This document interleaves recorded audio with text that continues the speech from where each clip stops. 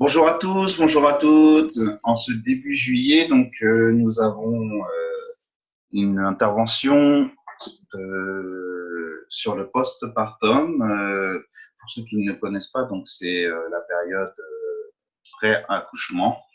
Nous allons avoir des conseils pour comment améliorer cette période qui est douloureuse pour la femme et la rendre beaucoup plus vivable et beaucoup plus agréable dans tous les sens du terme.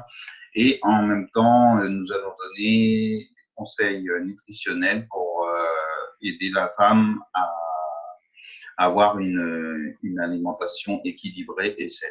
Voilà, nous sommes avec Vanessa Thibouret qui est de Marseille. Elle va nous expliquer la doula, ce que c'est, et son association Renaître en soi. Donc, bonjour Vanessa.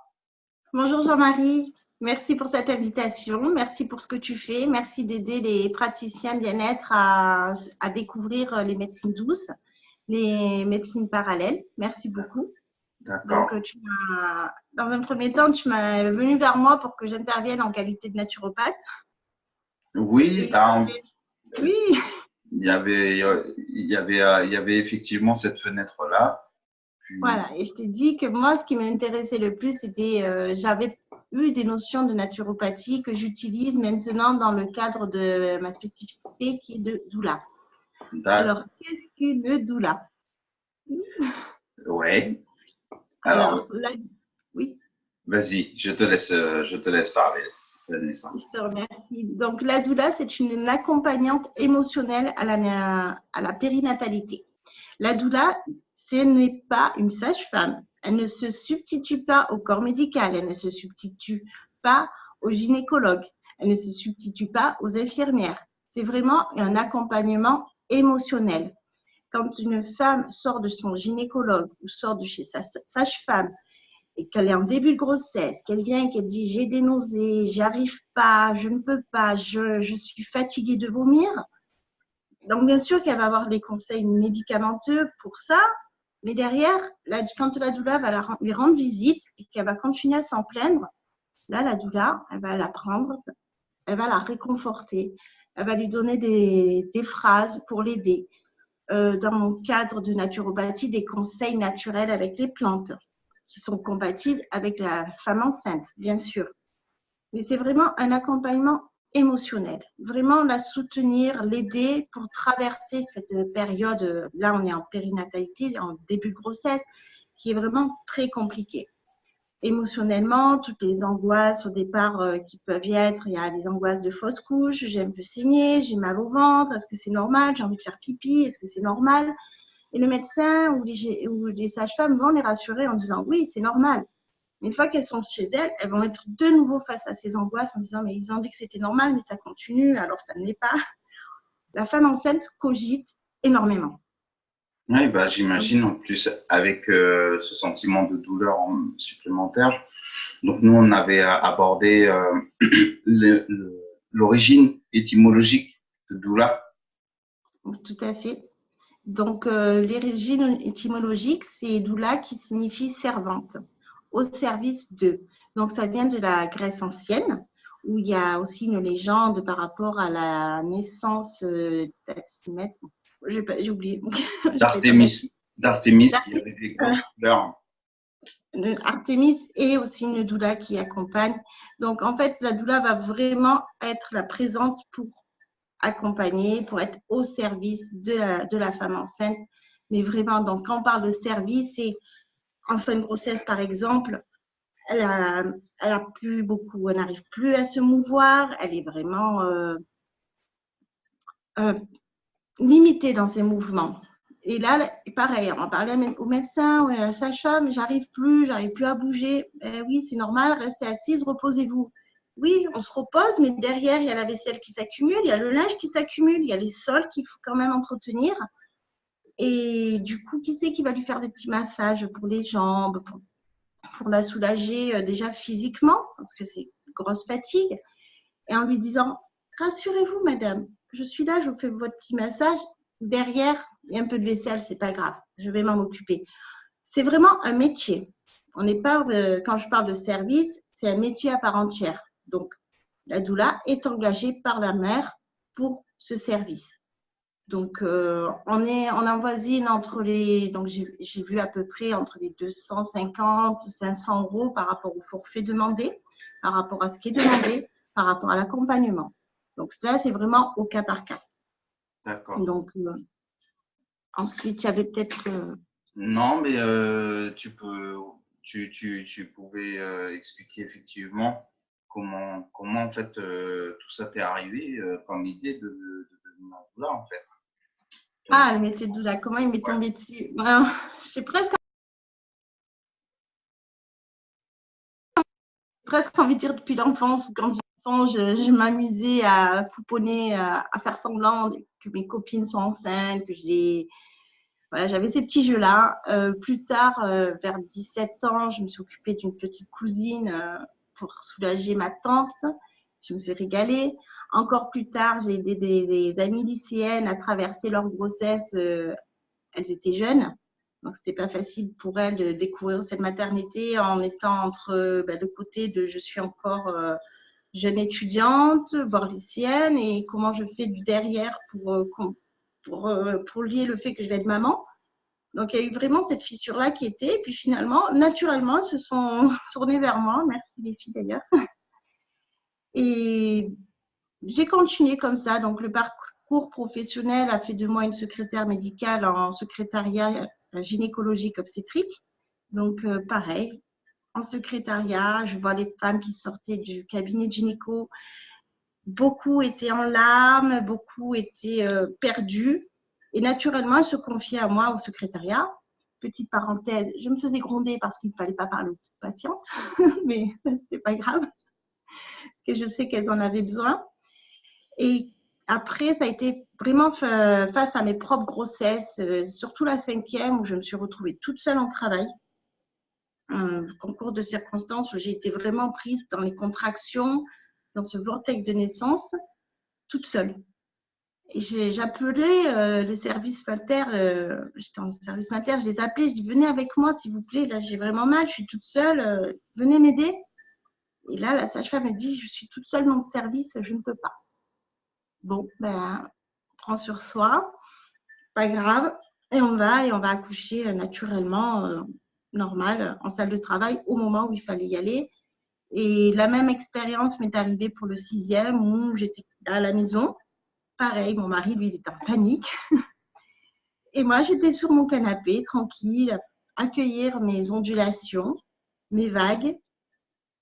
Et là, j'ai dit, mais pourquoi il n'y a personne qui me tient la main? Pourquoi il n'y a personne avec moi?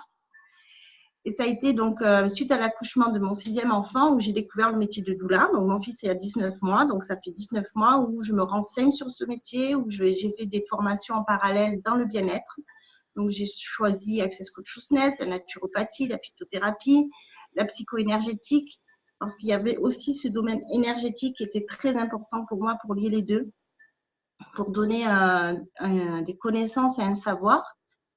Et maintenant, quand les mamans m'appellent, donc bien sûr, elles ont des conseils naturels, mais derrière, elles ont aussi des séances de bien-être complètement inédites et originales dans le métier. Et ça, j'adore. Ouais, et j'adore. accompagné au métier de doula, il y a quelque chose que tu voulais aborder, c'était le rituel mexicain. Ah, le rituel Rebozo. Donc là, on est sur le postpartum, effectivement. Donc, en postpartum, ce qu'il faut savoir, c'est qu'une femme, quand elle a accouché, pendant la grossesse, il y a eu beaucoup d'eau qui se sont mis dans son corps. Son sang s'est fluidifié. Toute cette eau, toute cette chaleur, elle s'est évacuée. Donc, vraiment, on est sur de la perte d'eau, de l'air qui est rentré. Donc là, c'est le côté ayurvédique. Et dans l'alimentation, on va rééquilibrer cet apport d'eau, donc avec des aliments humides et tièdes. Mais derrière, il y a eu également aussi une ouverture qui s'est faite. Et là, ça va être le rituel Rebozo qui va faire cette fermeture. Donc, on va mettre la femme dans un cocon. lui prodiguer des massages. Elle va avoir droit à un bain chaud ou à un sauna. On va l'envelopper et là, le rebozo, c'est un foulard mexicain. À l'aide de ce foulard, on va serrer des points spécifiques du corps pour la recentrer, pour refermer cette ouverture et pour qu'elle se redécouvre en elle-même. Cet accompagnement du rituel rebozo, on peut aussi refaire vivre l'accouchement s'il s'est mal passé, c'est-à-dire lui redonner une autre dimension.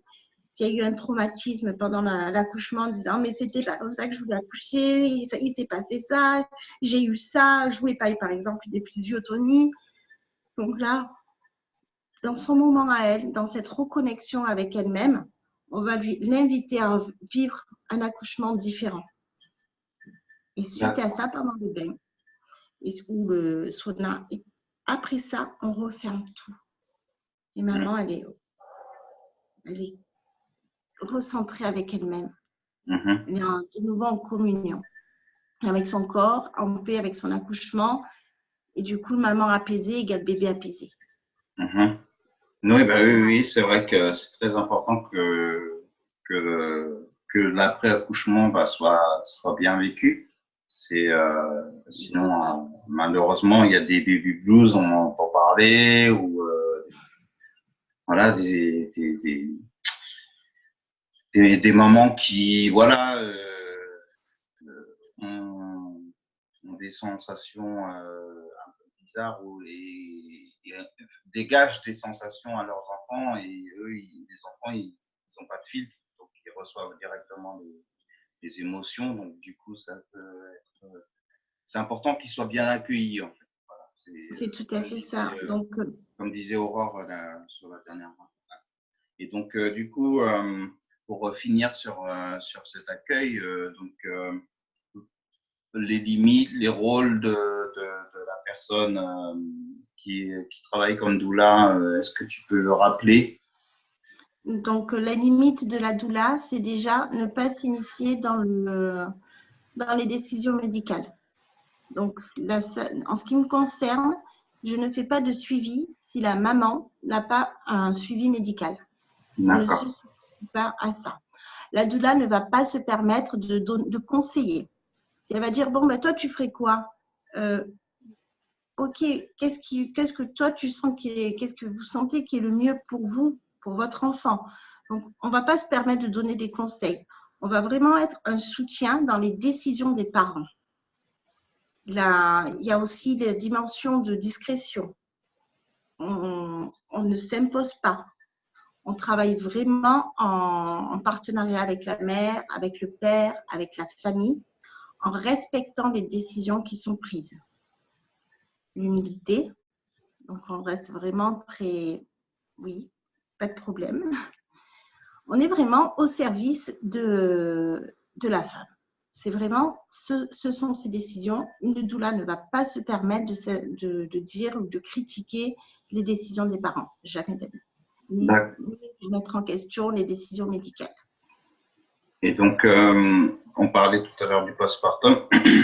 Il y a avant le postpartum, donc du coup, pendant l'accouchement, vous essayez aussi de faire en sorte que la personne évite de partir dans une transe émotionnelle. C'est ça. Donc là, on est sur l'accouchement. Donc pendant l'accouchement, il faut se dire que les douleurs sont très intenses. Accoucher peut faire mal. Les raisons, ça, je les évoque en soins. C'est vraiment aussi des mémoires collectives, hein, cette douleur d'accouchement. À une époque, les femmes, elles accouchaient, elles n'avaient pas mal. Maintenant, elles ont mal parce qu'il y a eu certaines nouvelles règles patriarcales qui se sont imposées. Tu accoucheras dans la douleur. Donc ça a été bien ancré chez beaucoup de personnes. Donc, vraiment rendre une dimension naturelle à ces contractions et aider les femmes qui sont vraiment prises dans ces douleurs où elles perdent pied avec la réalité. Donc, la doula, pendant l'accouchement, elle va vraiment permettre, avec des respirations, avec un totem, un mantra, des phrases qui aura vraiment été préparées en amont, recentrer la maman sur le moment présent et l'aider à accompagner, rester avec elle, lui parler. Si ou ne pas lui parler. C'est vraiment au cas par cas. Vraiment respecter cette dimension de on revient, voilà, concentrez-vous sur une pensée agréable, concentrez-vous sur votre objet, sur votre phrase, voilà. Et vraiment faire en sorte que la personne, la future maman, ne parte pas en «Ah, c'est trop mal, ah, arrêtez!» Voilà. Et du coup, que ce soit la douleur qui prenne vraiment le dessus sur le corps qui est en train de travailler pour libérer son bébé. D'accord. Est-ce que tu peux nous parler rapidement en 2 minutes ce que tu as mis en place pour les personnes qui souhaitent avoir une doula, mais plus de manière détournée à travers sa soignante, la sage-femme, qui a une association. D'accord. Alors, donc, je suis responsable de l'association Renaître en Soi où j'aide les futurs praticiens à s'installer. Voilà, donc s'ils sont intéressés, donc ils n'hésitent pas à me contacter, je pourrais leur en dire plus. Mais bien sûr, dans le cadre de l'association, j'ai contacté certaines maternités pour pouvoir agir auprès des futures mamans qui sont angoissées, qui n'y arrivent pas, et où un apport émotionnel peut faire la différence. Donc, il y a une maternité qui est d'accord. Donc, merci beaucoup à cette maternité. Donc, à sa demande, j'interviens. Elle m'a dit, Vanessa, voilà, là, il y a une maman, c'est vraiment dès qu'on rentre dans la pièce, elle fait que pleurer. Là, ça va vraiment pas. Elle est vraiment trop prise dans les peurs. Donc, je me déplace et je vais vers ces mamans. Et à travers des séances de relaxation, on apporte une dimension de je comprends, c'est une épreuve difficile, mais pensez, voilà, plus vous allez stresser, plus votre bébé va stresser. Donc, on va vraiment faire en sorte de vous détendre, voir ce qui va agir pour vous. Et j'avoue que ça, c'est de voir les mamans qui pleurent en début et qui sourient derrière. J'avoue que c'est réconfortant. Non, mais c'est vrai que c'est très important. Donc, du coup, tu te déplaces uniquement à 60 km, pas plus, parce Alors, que… je suis de Brignoles. Je me déplace environ 60 km autour de Brignoles. D'accord. Vraiment, pour être vraiment le plus près possible pour les personnes qui sont en demande d'accompagnement et qui, dans certains cas de grossesse, elles ne peuvent pas se déplacer, les mamans. Donc, vraiment, être vraiment très disponible pour leur offrir le plus de confort possible. D'accord. Bon, ben voilà. Bon, ben, du coup, pour l'instant, tu démarres. Tu démarres, Je tu démarre commences. sur Brignoles. Mhm. Voilà. Donc, c'est des accompagnements, puis par la suite, tu interviendras à travers ton association. Voilà. C'est ça? Bon. Tout à fait. C'est très bien. Donc, tu as abordé effectivement le côté hydratation. Donc, pour le côté hydratation, je vous laisserai revenir sur tout ce qui a été dit dans la vidéo qui a été fait avec Denis Reynaud sur l'hydratation, sachant que pour les personnes qui n'ont pas eu d'accouchement, c'est 1 litre d'eau par 25 kg de masse. Donc, ça fait pour une personne qui mesure 75 à 80 kg, donc du coup, qui pèse 75 à 80 kg, donc du coup, c'est du coup 3 litres d'eau par jour. Donc, pour une personne qui a accouché, donc ce que disait Vanessa, donc c'est se réhydrater, c'est le plus essentiel, ou alors pour prendre des aliments qui sont pleins d'eau, remplis d'eau, donc tous les légumes verts, tous les légumineuses, et puis voilà. Sinon, donc revoir la vidéo avec Aurore aussi, qui donnait pas mal de conseils nutritionnels aussi. Donc du coup, voilà. Donc on a abordé les femmes enceintes du côté prénatal jusqu'au postpartum. Donc moi je ne suis pas un spécialiste, donc je ne vais pas dire n'importe quoi sur l'alimentation de la femme enceinte, mais Aurore a donné beaucoup de conseils. Donc, Vanessa a donné pas mal de conseils aussi. Donc, du coup, maintenant, on va pouvoir réaborder d'autres sujets. Donc, je vous remercie d'avoir écouté Vanessa et son intervention. Et puis, on va souhaiter une bonne journée à Vanessa. Merci. Voilà, bonne journée. Et puis, merci pour l'intervention, Vanessa. Et donc, je rappelle, Vanessa de Brignoles, donc l'association Renaître en Soi. Donc, voilà. Et donc, Vanessa Doula. Voilà. C'est sur Facebook. Voilà. Merci beaucoup. Voilà. Donc, pour moi, c'était Jean-Marie. Donc, vous pouvez télécharger le livret gratuit en bas. Et puis, vous pouvez effectivement vous abonner si vous n'avez toujours pas pu connaître la chaîne. Et vous aurez quelques vingtaines de vidéos qui ont déjà été tournées. Donc, voilà. Je vous dis bon été et à très bientôt. Au revoir. Au revoir.